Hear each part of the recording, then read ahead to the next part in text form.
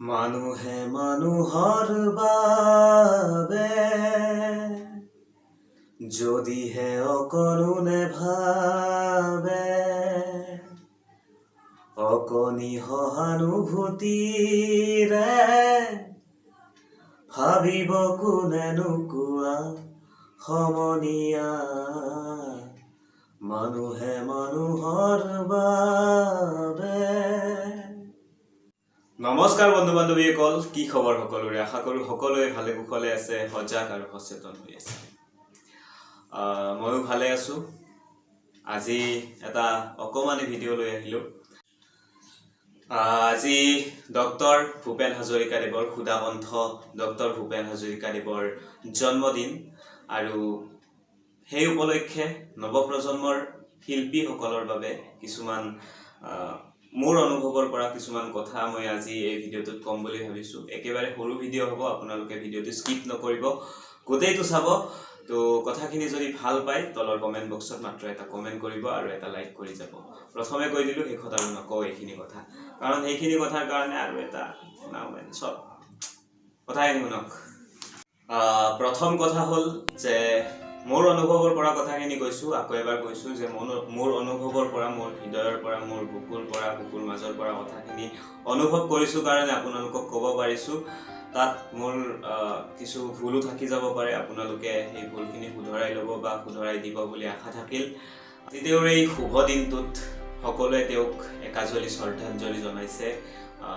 তেওঁ নোহোৱাৰ দুখখিনি কি, সেই দুখখিনি প্ৰকাশ কৰিছে আচলতে, আৰু আমিও বহুত দুখ পাই আছোঁ। কিন্তু আমি বৰ্তমান সলনি হোৱা নাই।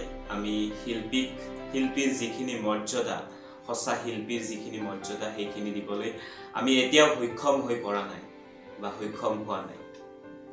কথাখিনি ক'বলৈ গ'লে, আচল কথাখিনি ক'বলৈ গ'লে, কাৰণ বাস্তৱত সেইখিনিয়ে হৈ আছেতো। ডক্টৰ ভূপেন হাজৰিকাৰ লগত যি হৈছিল সেইখিনি জুবিন গাৰ্গৰ লগত আজিও হৈ আছে। আজিও আমি শিল্পীৰ মৰ্যাদাখিনি, শিল্পীৰ যিখিনি সন্মান, সেইখিনি প্ৰকৃত যিখিনি সন্মান দিছোঁ আমি শিল্পীক। জুবিন দাকো বহুত সন্মান দিছোঁ। জুবিন দাক আমি হৃদয়ৰ পৰা ভাল পাওঁ। ডক্টৰ ভূপেন হাজৰিকাদেৱকো আমি হৃদয়ৰ পৰা ভাল পাওঁ। তেওঁ নোহোৱাৰ দুখ কি আমি সেইখিনি আজি উপলব্ধি কৰিব পাৰিছোঁ। কিন্তু মানুহজন থকাৰ সময়ত ইমান অত্যাচাৰ কিয়, সেইখিনিহে বুজি নাপাওঁ।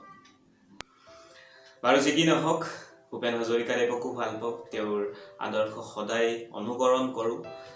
মোৰ কথা ক'বলৈ অহা নাই, আজি নতুন প্ৰজন্মক কিছুমান কথা ক'বলৈ আহিছোঁ। তোমালোকে গান গোৱাটো ভুল কথা নহয়। এনেকুৱা মহান শিল্পীসকলৰ গান গোৱাটো মহান কথা আচলতে। এনেকুৱা শিল্পীসকলৰ গান গাব পৰাটো আচলতে বহুত ডাঙৰ কথা বুলি ক'ব পাৰি। কিন্তু আপোনালোকে বা তোমালোকে যি ধৰণে উপস্থাপন কৰা গানবোৰ, সেই ধৰণে উপস্থাপন নকৰিবা। মোৰ এইটো উপদেশ বা যি বুলিয়ে মানি লোৱা, তোমালোকে বিকৃত ৰূপ নিদিবা। আচল গানটোৰ মহত্ব যি, আচল গানটো যেনেকুৱা, তেনেকুৱাকৈ গাবলৈ চেষ্টা কৰা, তেনেকুৱাকৈ মানুহে শুনিব। আধুনিকতা লাগে আমাক, কিন্তু আধুনিকতাৰ নামত এই গানবোৰ, এই শিল্পীসকলৰ গানবোৰ আমি হৃদয়ত সজাই ৰাখিছোঁ। এইসকল শিল্পীৰ গীতবোৰ সদায় বাজি থাকে হৃদয়ত, আৰু সেই শিল্পীসকলৰ গীতবোৰ কিছুমানে বহুত দেখিছোঁ। ভূপেন হাজৰিকাৰ গীতবোৰো বিকৃত ৰূপ দিছে, জুবিন দাৰ গীতবোৰো বিকৃত ৰূপ দিছে, কলাগুৰুৰ গীতবোৰো বিকৃত ৰূপ দিছে। কিছুমানে ভালকৈও গাই আছে দেই, সেইবোৰ মই ক'ব যোৱা নাই। সকলোৱে যে বেয়া কাম কৰি আছে সেইটো মই ক'বলৈ যোৱা নাই। কিছুমানে ভাল কামো কৰি আছে, কিছুমানে তেওঁলোকৰ গীতবোৰ সঁচাকৈ সাধনা কৰিছে। তেওঁলোকৰ গীতবোৰত যিখিনি যেনেকৈ গাইছে তেওঁলোকে তেনেকৈ সাধনা কৰিছে, আৰু তেনেকৈয়ে গাব লাগে, তেনেকৈয়ে সাধনা কৰিব লাগে। কাৰণ সেই গীতবোৰৰ এটা নিজস্বতা আছে, নিজস্বতা ৰস আছে, মানে সেই গীতটো সিটো সুৰতে শুনিলে ভাল লাগে বা সেইটো মিউজিকতে শুনিলে ভাল লাগে।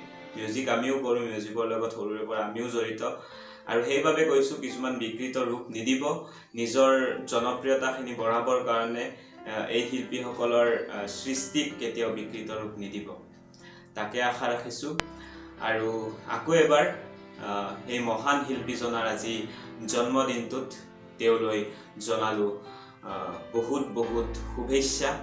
তেওঁ য'তে আছে আমাক তাৰে পৰাই কৃপা কৰি থাকক, আৰু যাতে নতুন প্ৰজন্মই তেওঁ যোৱা বাটেৰে, তেওঁ যি ধৰণে আগুৱাই গৈছিল, তেওঁ যি ধৰণে সংগীতৰ ক্ষেত্ৰখনত, অসমীয়া সংগীতৰ ক্ষেত্ৰখনত বা যিকোনো ক্ষেত্ৰত তেওঁ যি ধৰণে আগুৱাই গৈছিল, এই ধৰণে নৱপ্ৰজন্মই যাতে তেওঁক অনুকৰণ কৰি আগুৱাই যাব পাৰে, তেওঁৰ গীতবোৰক লগত লৈ আগুৱাই যাব পাৰে, তাৰ বাবে আপুনি ওপৰৰ পৰা আমাক আশীৰ্বাদ কৰিব, তাকে কামনা কৰিলোঁ।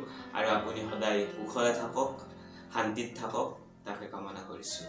ধন্যবাদ। জয় আই অসম।